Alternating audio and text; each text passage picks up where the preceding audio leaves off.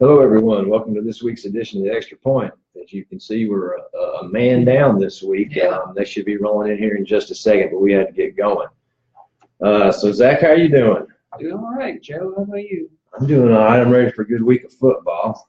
Yeah. Let's talk about some of last week's football. Let's go over the games real quick. Coffee County wins. Yeah, that was surprising a little bit. Yeah. I think we all kind of thought Lebanon might be able to win that one. Lebanon. Not from Tennessee, so don't have the accent quite yet. Yeah. So. Tullahoma wins 29-22. We'll talk about that one in a minute. Franklin County loses that was a barn burner game. 52-49. North County was on a bye. Huntland lost. Lincoln County lost. And Grundy County won. And Warren County won over Fayetteville. Shelbyville lost. Let's talk about this week's games, then we'll talk about what happened last week. This week, Riverdale at Coffee County, Tullahoma on a bye, Franklin County on a bye, and Huntland at Moore County, which ought to be a good game. Other games this week, White County at Lincoln County, Grundy County at Upperman, Columbia at Shelbyville, and that Columbia at Shelbyville is going to have big implications. Yes, it will. And Fayetteville is on a bye. Tell me about that Franklin County loss. Heartbreaker of a loss for those guys. You know, one of those things that a young program has to go through, taking those steps, those hard learned lessons where you really have to dig deep. They led by 3 touchdowns at one point. Both teams have 500 yards apiece of offense. A little like Franklin County, about 470 something with rushing. Jerry Johnson had 5 touchdowns. So it was offensively, it was a great night for those guys. It's just some conservative play calling there at the end, really couldn't tie things up. Columbia onside kicks, recovers, scores, kind of took the wind out of their sails, and they couldn't make up for lost time there at the end. Clock runs out, and that's the game. Great game to watch, though. Oh, yeah, absolutely a great game to watch. Great game for this young team to really kind of have under their belts now. Again, you hate to see them have that loss, but I think they learned a lot of those hard lessons you're supposed to learn as a young program. We were talking, a great one to watch on Twitter. Yeah. We were talking briefly about Coffee County getting that win. So at least Coffee County's now got 2 wins on the season. Yeah, now they got 2 wins, and we have to actually make a clarification too, because me and you have been under this assumption that Coffee County is automatically in the playoffs. No, they did away with that this past year, because we got corrected by one of our viewers. Thanks, Joe Barstad. I had totally missed that since I don't cover 6A, that I forgot that they had done away with that automatic playoff berth. But yeah, that is correct. They are not automatically guaranteed to make the playoffs. Okay, well then we appreciate the clarification, and we will note that. Let's talk the Tullahoma win. They're back to 4-4 now in the season, right? They are back to 4-4 and finally notched their first ever Region 4-4A win. So that was a huge step for Tullahoma, especially beating Lawrence County, who they had previously lost to 5 straight years.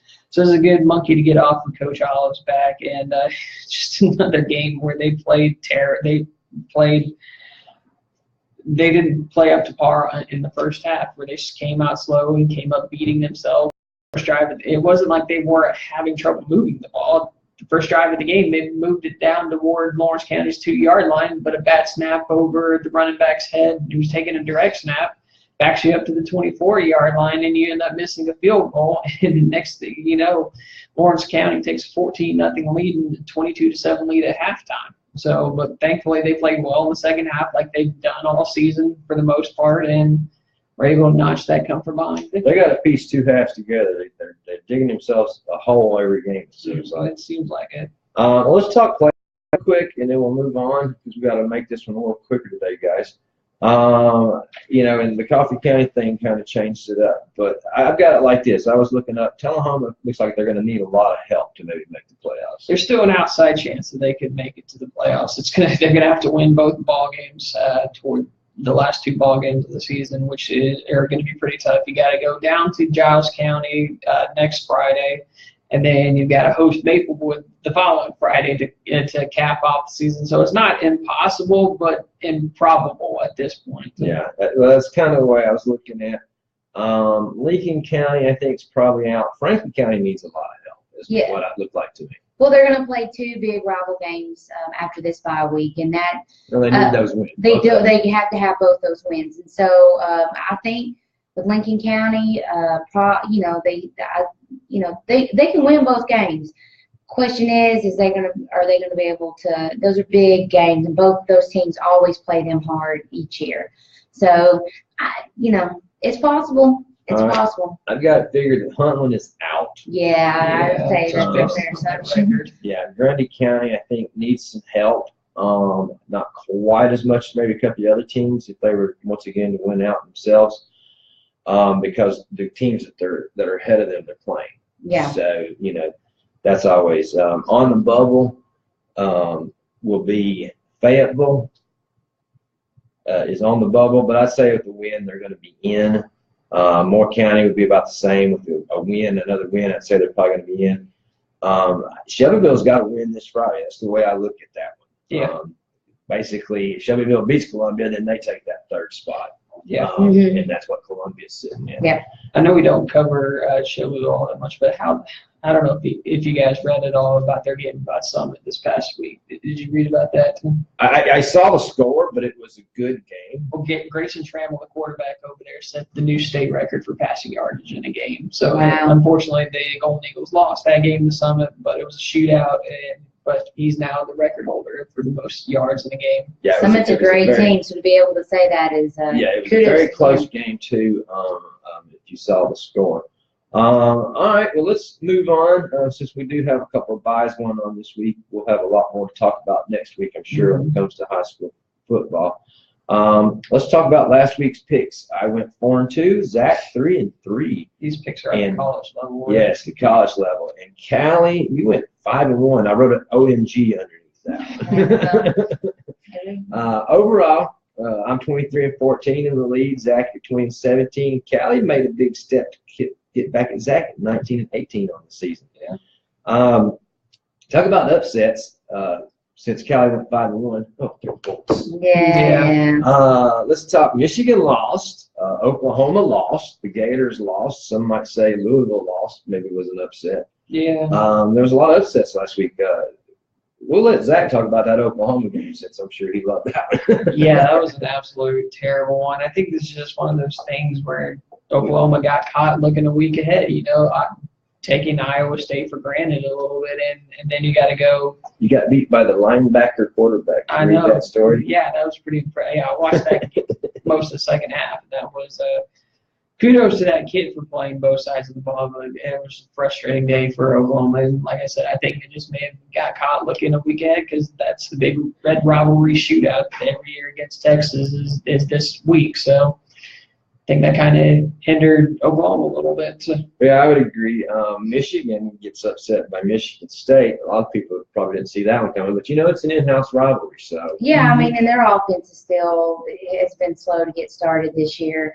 Corn has had a difficult year, and some people kind of question him. Did Harbaugh kind of give him too much hype?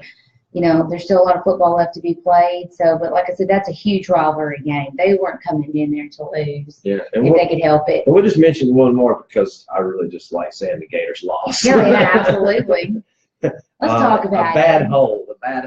Well, I think their luck just ran out. You can only kill so many chickens and all that good stuff, and it just, they've missed kicks all year long, and offensively they're still not with it. And I just think it was just they finally ran out of luck. Well, always good to see him lose though. And me and you took LSU last week. Yeah, well, I mean, Orgeron had to make a statement, and he did. I mean, he still got a lot of work to do. Speaking of somebody's going to have to make a statement. Oh goodness, we don't. Have well, let's get down just a little bit because we got to go in a hurry. Who can beat Alabama? Nobody. And Clemson's the only team. Auburn, I think, has the defense ability to contain Alabama, but I just don't think they have enough offense output to beat Alabama at this point. Are we boring you? No, albeit never mind. I would kind of agree. Alabama looks really good, and this actually segues into what this next thing I've written down here. Does it seem like the number 6 through maybe the number 44, maybe I'm stretching a little bit, in the polls can win on any given day this year? It seems like there's more I'd say anywhere Equal between ground. number 3 and onward is kind of. Yeah. I think the top 2 Up to teams. 30 at least. Yeah, or at least can win at any point. And it's.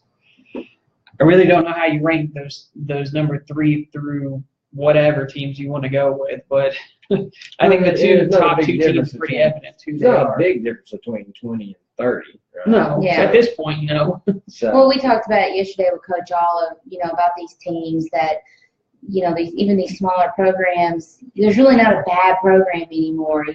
These smaller teams are able to recruit really good players and come in and upset these bigger schools, whereas, we call them the Mother Mary School of the Blind and all, but these smaller programs, are doing their own thing too. well, let's get into this week's picks so we can speed this up. Number 24, Texas Tech at West Virginia. What are you thinking, Callie? Oh, Texas Tech. Zach? I'm going to go with West Virginia on this one. I don't know if you guys read the news about that shooter at the University of Texas at Texas Tech, and I think that's going to become a distraction for Texas Tech this weekend, unfortunately for them. So I like West Virginia. I don't disagree with that. I just kind of think Texas Tech has a little more offense than West Virginia does, and I'm going to take Texas Tech. This might be a dumb underdog pick. Auburn at LSU. One Death Valley. What do you think, Zach? Auburn. I think you maybe mentioned Auburn earlier, so I think Auburn has a pretty stout defense. So I think. Yeah, I'm with him on that one. I think Auburn gets this win as well because I just don't think Florida is Auburn. Yeah. Vandy at Ole Miss. I think this is the one I'm a little troubled about. Other than it being at Ole Miss, I don't know. Yeah. Vandy, who I thought looked pretty good. It depends on what teams show up. It depends on what, but you're also at Ole Miss, which is in their favor. I'm going to say Ole Miss in this one. Yeah, I think I'm going Ole Miss as well with this one. See, I'm going to go Vanderbilt on this one. I think Ole Miss just still has those program issues with Hugh Freeze leaving and still looking for consistency. Yeah. I don't disagree with that. Let's talk Texas A&M at Florida. Texas A&M actually gave Alabama a pretty good Yeah, they did. Probably the most decent game of the year thus far. Yeah, this is the one that I was torn on the most out of all these picks. I guess I'm going to go Texas A&M on this one. I'm not really confident in that pick, but just go in for the K. I ain't picking Florida. I think I'm going to go Texas A&M just because I just don't think Florida is Florida. I mean, I really don't. I think they've got a lot of lucky in a couple of their games. They probably should have lost a couple of those games. Aren't you guys looking forward to seeing those new awesome Florida uniforms? Oh, Lordy, bless their hearts. Saturday. It's sad that their uniforms have come to that. Okay, Utah at USC. USC sitting at number 13. Now, I think this is a good underdog pick right here. Utah's a good team. I think this is a good game, but I still like USC. I do too. Of course, every time I picked USC, they've lost, but I'm going to go ahead and do it this time. I'm going to take Utah because they just got knocked out of the top 25, and I think they lost last week. They got something to prove this week. So, number 6, TCU at Kansas State. Zach? TCU, I've liked what I've seen from TCU this year, both sides of the ball. I would agree. Yeah. It was a college game day pick last week as well, so I'm going to stick with the TCU. Yep. And the way their schedule looks, they could be someone there at the end. All right. I think, we got one more. Speaking of guys that had to have that win, like you said, Orgeron, South Carolina at UT. Not knowing how South Carolina, they put up like 40-something points last week. And now UT's deciding they're going to make a quarterback change. Yeah. I think this could be the straw that breaks the camel's back. Well, I agree with you on that. And what Sean said yesterday, it's going to take everything that Tennessee's got to beat South Carolina. If you remember several years back, the loss to South Carolina is what got rid of Johnny Majors. Yeah, it's one that put the moving van in front of his house. So. I got to go with South Carolina on this one. I just don't know if Tennessee can muster enough offense to score the points needed to win the game. Hopefully the bye week helps them out to get some of their stuff fixed. Yeah, with but Rich Jones' I'm- rrecord after I'm bye on weeks South is not Carolina. stellar either. This is one that I had to flip a coin on and think about over and over again. I'm going UT on this one. I think that there's a slight possibility of having that bye week, which is one of the best bye weeks they've ever had, according to Butch over there. So I'll go with He's not going to say the worst. The champions of live. The champions of the bye week. Yeah. All right, my silly underdog pick this week, and I don't really think it's silly. I'm taking Georgia Tech to beat Miami, and I wrote some down here for you guys. I don't know if you really thought about it. You got LSU, of course. Auburn's at LSU. TCU's at Kansas State. Oklahoma versus Texas. That would probably be a good underdog pick. What do you think?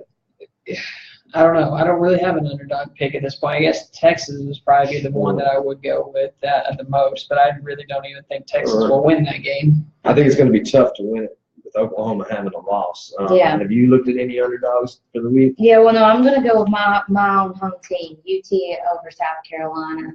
And the nail biter, I don't know if I can say that's an underdog. I just they've got to prove some stuff to me this week. All right, real quick, let's get this finished up because I'm already late for a meeting and I'm going to get yelled at. The Titans lose again, and they're now 2-3. Mhm. I think it's not looking good for them now. You don't know what the Mariota injury is going That's to do. the biggest thing right now. We're not being told a whole lot. Our preseason predictions, Callie, where you said they were going to go 9-7. Zach, you said 11-5, and I said 9-7. What are you thinking now? I'm thinking 8-8 now, but it all hinges on how Mariota is going to be healthy for the rest of the season. Yeah. If not, the Titans are going nowhere. We saw that on Sunday against Castle Miami. couldn't do anything. Castle couldn't do anything. No, it was still worse. There were some bad calls.